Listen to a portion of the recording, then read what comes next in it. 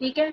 उसने कहा है कि because it is not clinical practical to calculate the exact number of degree of movement in each spinal segment, clinicians compare range of movement in different spinal segments to determine if the movement are characteristic of for a particular spinal region. The graph show illustrate, आगे जो graph है ना वो करने की जरूरत नहीं है ना, वो एमसीक्यू के अंदर आने हैं। ठीक हो गया। अब हम चलते हैं इसके आगे वाले पॉइंट में जिसमें हमारे पास joint position for valuation and treatment है। इसको मैं जल्दी से कराती हूँ। ये देखो, इसमें कुछ भी करने वाला नहीं है, इसको छोड़ दो, इस पेज को छोड़ देना। ठीक है। अब ये है, इसके अंदर हमारे पास 3 डायमेंशन जॉइंट पोजीशनिंग आ जाती है। 3 तरह के होते हैं, resting position, actual resting position और हमारे पास नॉन रेस्टिंग पोजीशन। हमारे पास जो है रेस्टिंग पोजीशन, उसके अंदर क्या होगा, greatest range of joint play. अब हम बात क्या करें कि जॉइंट प्ले क्यों यहाँ पे हम लोग उसकी ग्रेटेस्ट रेंज ले रहे हैं। हम लोग इसलिए ले रहे हैं क्योंकि हम लोगों के पास स्पाइन के अंदर ना मेजरली मूवमेंट फ्लेक्शन एक्सटेंशन है, मानती हूँ, लेकिन उसके अंदर जो हमारे पास आ जाता है ना, gliding, roll gliding, compression, traction, ठीक है, ये चीज भी बहुत ज्यादा इंपॉर्टेंट है। इस वजह से वो यहाँ पे कह रहे हैं कि हमारे पास रेस्टिंग पोजीशन पे मोस्ट लेग्स है और हमारे पास अलाउ करते हैं greatest range of joint play. Actual resting position में क्या होगा, whereas a dysfunctional joint present with the greatest ease, greatest range of traction joint play, least muscle reactivity and least tissue tension। हुआ क्या यहाँ पे, actual resting position में हमारे पास क्या होगी, पेशेंट अपने आप को इस पोस्चर में खुद डेवलप कर लेता है कि हमारे पास क्या होने लग गया है, वो एक हंचबैक के साथ पेशेंट आया है ना आपके पास, वो उसके लिए वो पोस्चर नॉर्मल है क्योंकि उसको उस पोस्चर में पेन नहीं हो रही है। एक, ठीक है, उसको उस पोस्चर में ना पेन नहीं हो रही, लेकिन आप उसको वापस लेके आ रहे हो ना उसकी नॉर्मल पोस्चर के अंदर, तो पेन होगी। लेकिन आपका यही तो आपका गोल है कि आपने उसको बैक टू नॉर्मल पोस्चर लेके आने, क्योंकि hunchback is not a normal posture. ठीक हो गया। अब a non-resting position where the talus joint function dysfunctions become apparent and are best treated, where specific soft tissues can be targeted for evaluation, movement or stretching। soft tissues क्यों करने हैं, क्योंकि non resting position में आप pen के साथ होंगे, soft tissue target होंगे आपको। आप हमारे पास पहला गोल ही होता है पेन रिलीफ का, हमने सॉफ्ट टिश्यूज इस वजह से टारगेट सबसे पहले करने होते हैं। अब आ गया कि रेस्टिंग पोजीशन, उसने ऊपर भी उसका पॉइंट दे दिया था, ये पास पेपर में बहुत ज्यादा दफा आता होता है। ठीक है, इसको अच्छी तरीके से रट लेना है। इसके सिर्फ आप लोगों ने यही वाले पॉइंट ही लिखने, अगले पेज के ऊपर जो उसके पॉइंट है ना 5, वो भी लिखने हैं। जब तो आपका वो हो गया ना, एससीक्यू आ गया है, आप इतने 5 पॉइंट लिख दो, आपका गुजारा हो जाएगा। एलईक्यू आ गया तो आपने ये 5 पॉइंट लिखने ही लिखने हैं। अब रेस्टिंग पोजीशन में वो क्या कहते हैं कि हमारे पास ये वो, अब यहाँ पे 4 पॉइंट भी लिखे हुए हैं कि मोस्ट लेग्स है, कंफर्टेबिलिटी ज्यादा है, रिलैक्सेशन ज्यादा है, मसल टेंशन कम है, सबसे ज्यादा जॉइंट प्ले की रेंज सबसे ज्यादा है। सेम वही बात कर दिया कि हमारे पास रेस्टिंग पोजीशन हेल्पफुल क्यों है। ठीक है, वो हमारे पास हेल्पफुल है, हम लोगों ने जॉइंट प्ले को जो है क्या कर रहे हैं, जॉइंट प्ले को हम इवैल्यूएट कर सकते हैं including and diagnostic hypothesis with low risk trial treatment. हमारे पास जो भी हमने उसके ऊपर ट्रीटमेंट प्लान करने जा रहे हैं ना, हमारे पास उसके अंदर हेल्पफुल क्या चीज रहेगी, वो रेस्टिंग पोजीशन में है ना। रेस्टिंग पोजीशन में ये हुआ कि वो अपने नॉर्मल पोस्चर में है, सिर्फ पेन नहीं है, वो नॉर्मल ही है। बेसिकली रेस्टिंग पोजीशन में क्लाइंट्स आते हैं, पेशेंट्स बहुत कम आएंगे आपके पास। क्लाइंट्स आएंगे, क्लाइंट्स के पास आपको क्या करना होता है, आपने उनको इम्प्रूव करना होता है। एक नॉर्मल पर्सन है, आपने उनको मजीद आपने कहना है कि जहाँ पे उनकी रिक्वायरमेंट जितनी है ना, जैसे एक जिम्नास्टिक है, एक नॉर्मल पर्सन जिम्नास्टिक बनने का स्टार्टअप लेता है, तो आपने जब वो आया है ना, वो आपके पास पेशेंट बन के, वो क्लाइंट बन के आया, तो ये चीजें तब आपके पास हेल्पफुल हो जाएंगी कि हमारे पास जो है कि लो रिस्क ट्रायल ट्रीटमेंट हो जाएगा, treating symptoms with grade 1 two traction mobilization within the set. आप लोगों ने, आपको सर ने बोला होगा, एक हमारे पास होता है लूजनिंग होती है, फिर स्लैग जोन होता है, फिर हमारे पास ट्रांजिशन होते हैं, और फिर एंड फील होती है कि एंड पे हमारे पास कोई मूवमेंट नहीं हो रही होती। तो हम ग्रेड 1 और 2 की ट्रैक्शन मोबिलाइजेशन जो करते हैं ना, वो विद इन स्लैग जोन कहाँ पे करेंगे, रेस्टिंग पोजीशन के अंदर करेंगे। लेकिन जब हम लोगों ने हाइपोमोबिलिटी करनी है ना, हाइपोमोबिलिटी का क्या मतलब है कि जो नॉर्मल रेंज ऑफ मूवमेंट है ना, उससे कम हुई हुई है मोबिलिटी, उसके अंदर अगर हमने ग्रेड 2 की हम लोगों ने अंदर रिलैक्सेशन मोबिलाइजेशन करानी है, या ग्रेड 3 स्ट्रेच मोबिलाइजेशन करानी है, हम लोगों ने रेस्टिंग पोजीशन में करानी है। अब रेस्टिंग पोजीशन क्या होगी, कैसे अटेन करनी है, उसके लिए ये 5 पॉइंट्स बहुत इंपॉर्टेंट। उसमें कहता है कि हमारे पास जो पेशेंट है ना, हमारे पास नेक स्लाइटली लॉर्डोसिस में होगी, और हमारे पास पोजीशन हमारे पास जो है ना नॉर्मल, आप पेशेंट को कहो कि खड़े हो जाओ, ठीक है। उसके अंदर उसने ना आपको नेक का बता दिया स्लाइटली कि स्लाइट लॉर्डोसिस में।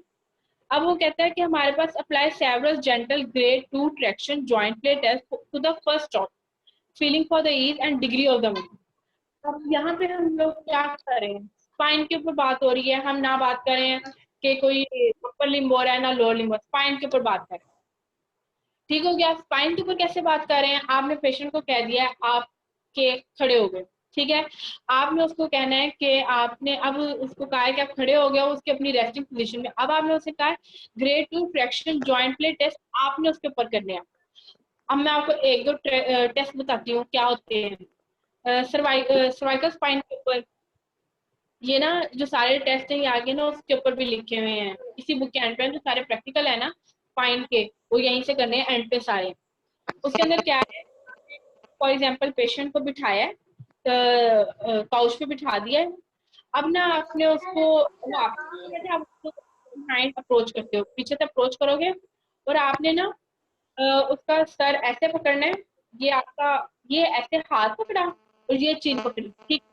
और अब आपने इसको ट्रैक्शन देनी है। ट्रैक्शन में क्या होता है, आपने दो डिस्क के दरमियान में पुलिंग करवानी होती है, स्पेस आ रही होती है।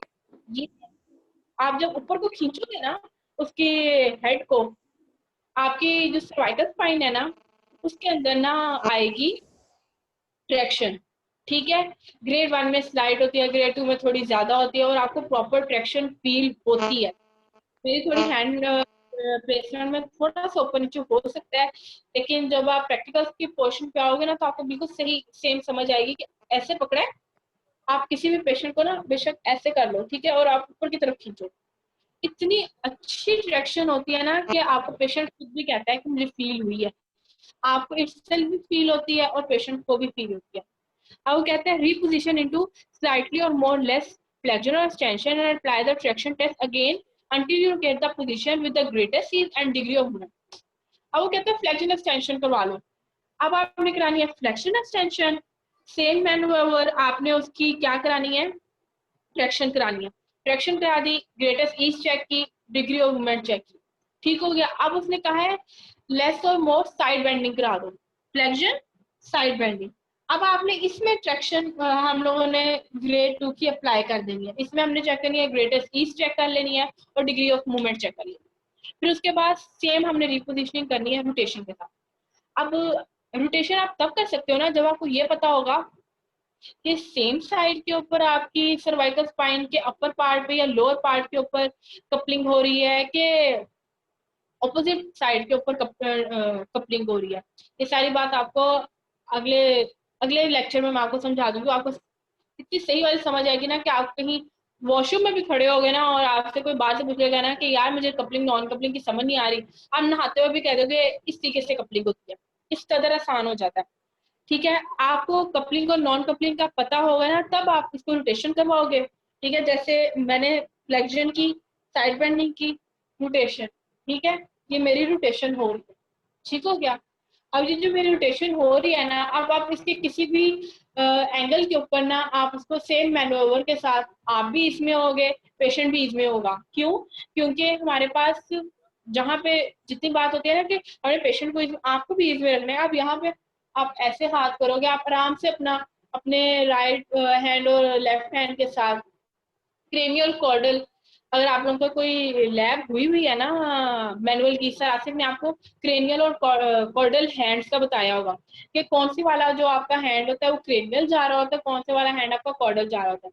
अब मैं जिस तरीके से बैठी हुई हूँ ना, आप लोगों का ये वाला हाथ जो होगा ना, जो आपके सर की तरफ है वो क्रेनियल होगा। अब मैं यहाँ पे हूँ ना, क्योंकि मैंने ट्रैक्शन करनी है, ये कॉर्डल होगा ऐसे। ठीक हो गया। ये तो मैं सॉरी टेम्पोरल जॉइंट की कर रही थी ना, ये जॉ की। लेकिन आपने जब ऐसे किया ना, पकड़ा ऐसे करोगे तो ये प्रॉपर आपको ना ट्रैक्शन फील होगी। अब उसमें आगे आ जाता है, ये 5 पॉइंट लिख दिया, आपका एलईक्यू कंप्लीट हो जाएगा। एसईक्यू में अगर आप उन 5 पॉइंट्स के साथ डेफिनेशन एसईक्यू के अंदर वो 5 पॉइंट लिखोगे, आपका एसईक्यू कंप्लीट हो जाएगा। एक्चुअल रेस्टिंग पोजीशन आ गया, पेशेंट सिम्टम्स और जॉइंट पैथोलॉजी के साथ आएगा।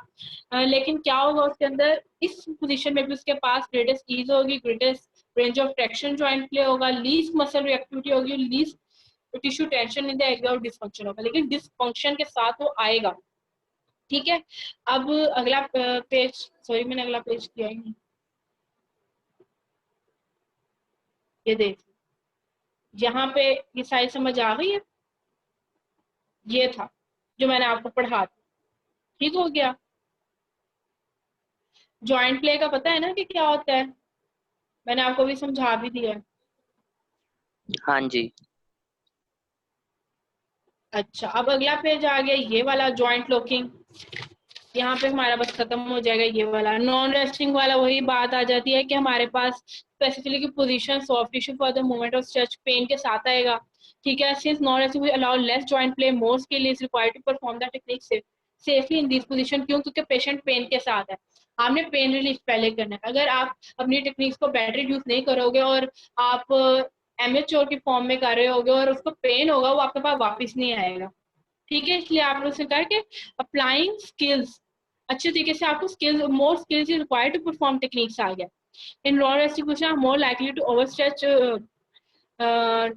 उसने आपका है नोविस प्रैक्टिशनर्स, जैसे हम हो गए ग्रेजुएशन करने के बाद चले गए एक पेशेंट को ट्रीट करने के लिए, क्या हमें कुछ भी नहीं आता, क्या अप्लाई करें? Spinal stretch mobilization in non resting position more likely to overstretch the tissue and cause injury.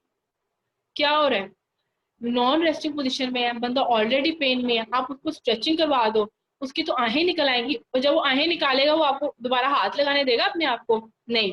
Spinal stretch mobilization treatment in position other than the resting position are considered advance in our system and should be produced to practitioner only after they demonstrate competence with resting position mobilization. अगर आपको resting position पर mobilisation आती है, तब आपको non resting position के अंदर ना आप जा सकते हो कि आप वहां पे टेक्निक अप्लाई करो।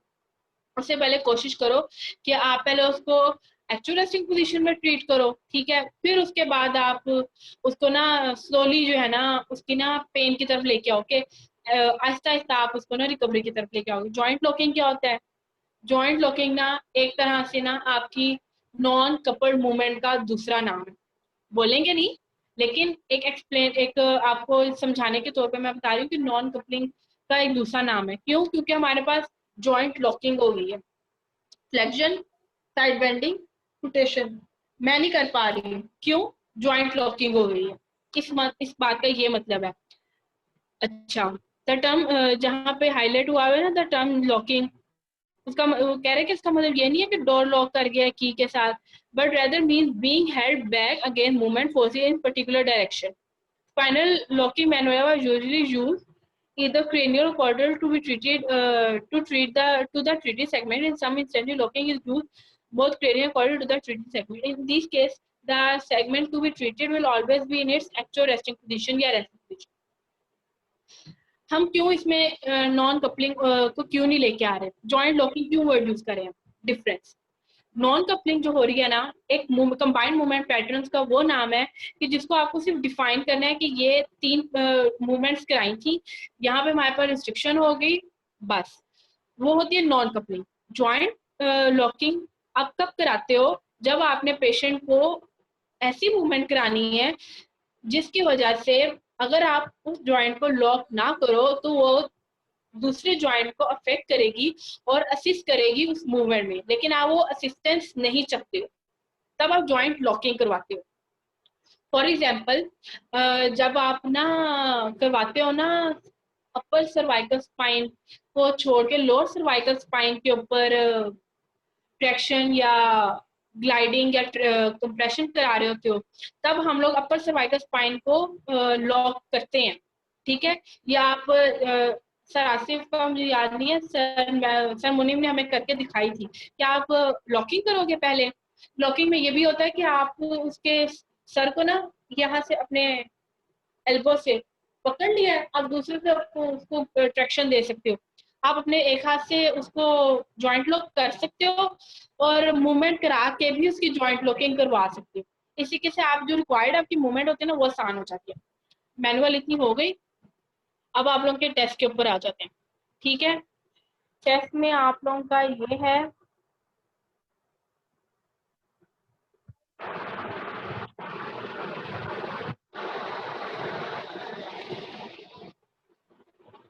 सारा की बुक है ना सबके पास? मेरी बुक का थोड़ा सा फर्क होगा क्योंकि मेरी 2 साल पुरानी बुक है, तो पेज नंबर का ऊपर नीचे हो सकता है, लेकिन ना डेफिनेशन वगैरह या वर्डिंग्स का फर्क नहीं होगा। और टेबल का फर्क हो सकता है, मतलब कि मेरे पास जो टेबल कोई ज्यादा हो सकते हैं, ठीक है, और आपके पास किसी चीज के एक्सप्लेनेशन ज्यादा हो सकती है, तो पेजेस का थोड़ा सा फर्क है। अच्छा, अभी आप लोगों ने सुनना है, आपने सुन लिया, उसके बाद आपको ना इस चैप्टर को, 2 चैप्टर हैं जो आपको एक दफा सुन लिए है ना, उसके बाद आपको ना प्रॉफ भी पढ़ने की जरूरत है। चैप्टर नंबर 2 और चैप्टर नंबर 9 इक्वेटिक एक्सरसाइज वाला।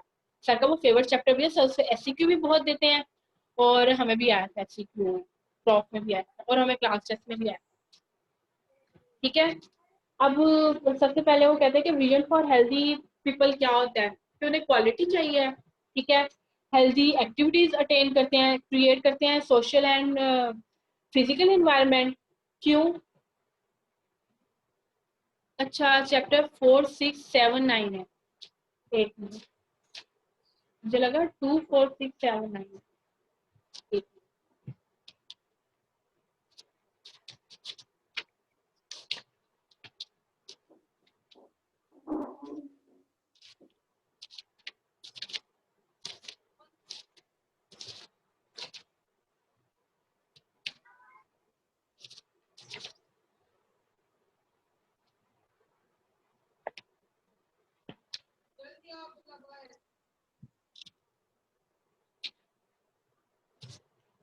अच्छा, अब आप लोगों का 2 चैप्टर तो है नहीं, तो सीन ये है कि फिर मैं ना जो आज का भी लेक्चर थोड़ा जाया जाएगा, क्योंकि मैंने आपके टेस्ट का तो कुछ नहीं तैयार कराया। एरोबिक एक्सरसाइज पढ़ लें फिर, चैप्टर 7, क्योंकि वो बुक से ऐसे आपने पढ़ा ना तो आपको फौरन हो जाएगा। और उसके लिए बस ये है कि मुझे बुक से ना अपनी पिक्चर लेने दो, ताकि मेरी बुक आप लोगों के सामने आ जाए तो आप लोगों को समझ आ जाएगी हाईलाइट क्या चीजें करनी है, और एक टेबल बनवा दूंगी, वो आप लोग कर लोगे ना तो आसानी रहेगी। 1 मिनट के लिए बस ना, मैं आ रही हूँ, ज्वाइन करती हूँ मैं दोबारा।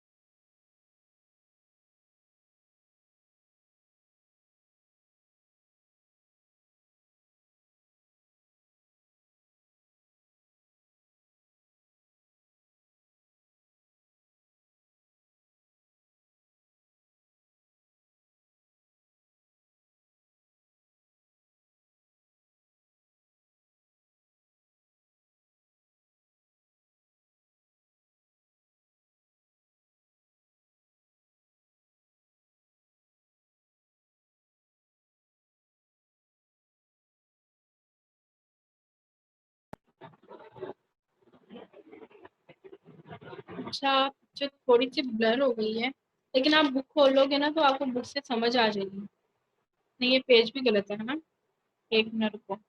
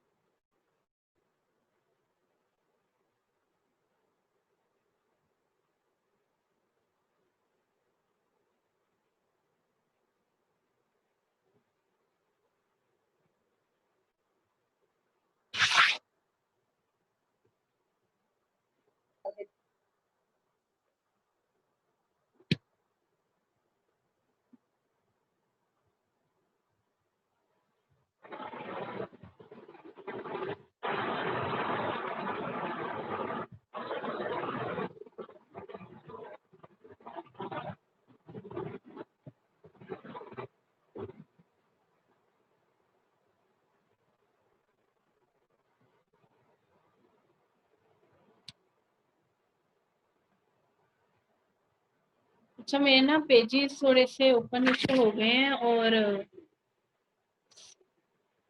स्क्रीन शेयर नहीं सही हो रही है, तो मैं बुक से करवा दूं। मैं आप लोगों को बुक से बोलती हूँ तो आप लोगों को समझ आ जाएगी। हाँ जी। अच्छा, अब हमारे पास प्रिंसिपल्स ऑफ एरोबिक एक्सरसाइज जो है ना, 7 चैप्टर, इसके अंदर ना 3 एलईक्यूज हैं और इस कदर इम्पोर्टेंट है ना कि अगर जब वो बुक की स्टेटमेंट के हिसाब से आता है ना क्लास टेस्ट में, इस कदर मुश्किल होता है, बंदे को समझ नहीं आती अगर कंबाइंड चैप्टर्स के साथ हो ना कि कौन से और मजीद चैप्टर्स हैं और उनमें से क्या लिखना है, समझ नहीं आती बिल्कुल भी। सर की ना एक टेक्निक है, सर क्या करते हैं, स्टेटमेंट बिल्कुल एग्जैक्ट जो है ना आपकी थेरा की बुक के पीछे एक्सरसाइज है, उसके क्वेश्चन सीधे सीधे देते हैं। सर ने सीधा सीधा वही दिया होता है और उसी के अंदर सर ने ना आपके सारे सवाल पूरे किए होते हैं एलईक्यूज में। ऐसे क्यों सर के सीधे सीधे होते हैं, तो इस वजह से ना अगर अक्सर ऐसा होता है कि क्लास टेस्ट में ना सर के क्वेश्चन समझ में ना बंदा टाइम लगा देता है और फारिग हो जाता है कि किया क्या है, कि एलईक्यू की समझ ही नहीं आ रही, इतनी बड़ी स्टेटमेंट होती है। और इस तरह ना अब है कि हमारे पास जो है ना प्रिंसिपल ऑफ एरोबिक एक्सरसाइज, मेरे पास ना 7th एडिशन है और बुक का मैंने बताया ना थोड़ा पेजेस का आगे पीछे होगा। तो इसके अंदर ना पहला एलईक्यू हमारे पास पता है कौन सा बनता है, कार्डियोवास्कुलर रिस्पॉन्स टू एक्सरसाइज। मेरे पास 245 पेज बनता है इसका, ठीक है, 7.4 टेबल के बॉक्स के बाद। फिर उसके बाद हमारे पास एलईक्यू है वार्म अप पीरियड, ठीक है, उसका सारा आता है। तो इसके एक एक अकेला भी सर बहुत पूछते हैं, ठीक है, लेकिन सर अगर वार्म अप पीरियड पूरा है ना तो आपने इसका सारा का सारा लिखना होता है कि एक एक्सरसाइज प्रोग्राम में आप शुरू कहाँ से करोगे और एंडिंग कहाँ से करोगे, एंडिंग कहाँ पे करोगे, वो हमारे पास कहाँ तक आ जाती है, कूल डाउन पीरियड तक। फिर उसके बाद अगला एलईक्यू उसके कूल डाउन पीरियड के फौरन बाद physiological changes that occur with training आ जाता है। इसके अंदर अब आ जाता है रिक्वायरमेंट के कार्डियोवास्कुलर चेंजेस क्या होंगी और वो चेंजेस ड्यूरिंग एक्सरसाइज क्या होंगी, ठीक है, वो 6 आ जाएंगी। रेस्पिरेटरी चेंजेस क्या आएंगी, मेटाबॉलिक चेंजेस क्या आएंगी और चेंजेस इनकी ड्यूरिंग क्या आएंगी मेटाबॉलिक चेंजेस के अंदर भी, और अदर सिस्टम चेंजेस। ये हमारे पास तीसरा एलईक्यू हो गया। फिर application of principle of an aerobic conditioning program for the patient with coronary disease. इस कदर इंपॉर्टेंट है कि सोच होगी, एक्सट्रीम लेवल का इंपॉर्टेंट, सर का फेवरेट क्वेश्चन कर लो कि अगर आप 5-6 पेपर देखोगे ना तो उनमें 2-3 दफा ये आया हुआ है, ठीक हो गया। तो इसमें हमारे पास उसने, सर जरूरी नहीं है कि आपसे सारे फ्रेजेस पूछें, फेज 1 भी अकेला आप पूछ सकते हैं, ठीक हो गया। फेज 2 भी अकेला पूछ सकते हैं, फेज 3 भी अकेला पूछ सकते हैं। लेकिन अगर एलईक्यू में आया तो आपने जहाँ अडेप्टिव चेंजेस है ना उसके ऊपर प्रिकॉशंस है वहां तक लिखना होता है। और चौथा है important LEQ application of aerobic training for the decondition for individual and the patient with chronic illness. इसके अंदर ये सारा कहाँ तक आ जाएगा, ये adaptation for participation, restriction, activity restriction and deconditioning, इससे ऊपर तक ये एक एलईक्यू है। एज डिफरेंस पे है, 2017 में ये एलईक्यू आया था।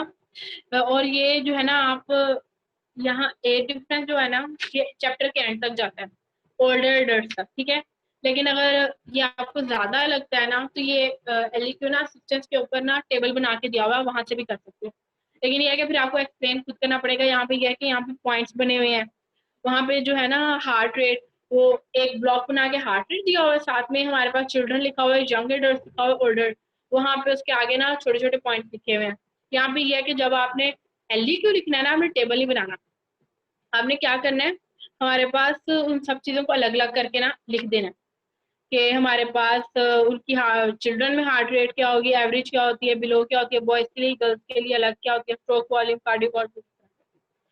अब हमारे पास 4 मिनट रह गए हैं और मैं ना आपको ना ये बेसिक डेफिनेशन जल्दी से पढ़ा देती हूँ कि एक्सरसाइज क्या है हमारे पास, plan and structure physical activity है। सही है, वाइवा में बहुत पूछते हैं कि एक्सरसाइज क्या होती है।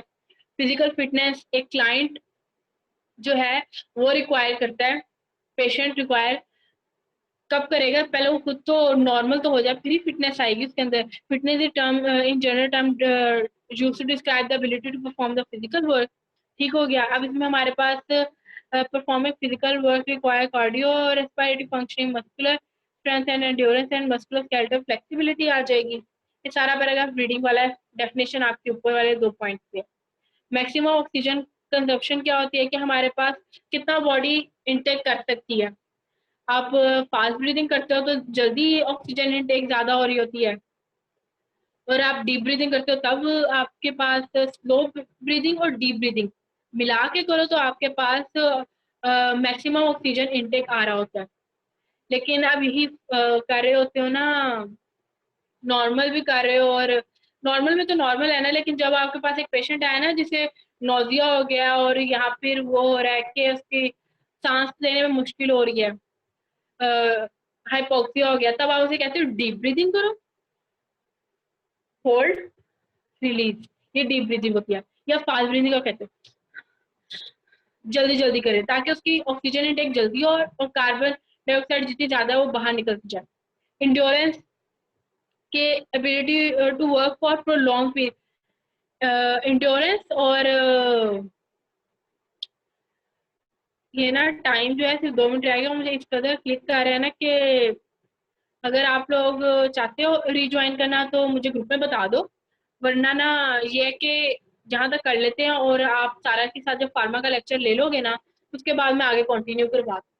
ठीक है, इसी के से ऑप्शन।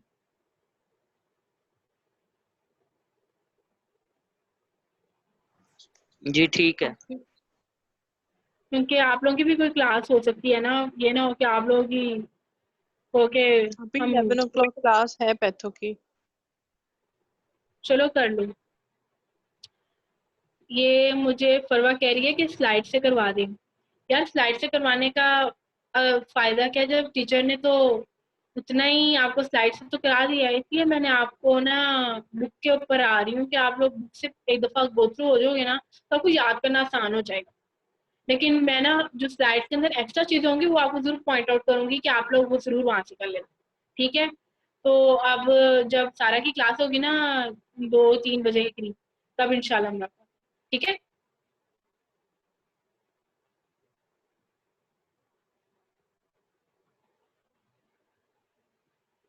खुदा हाफिज।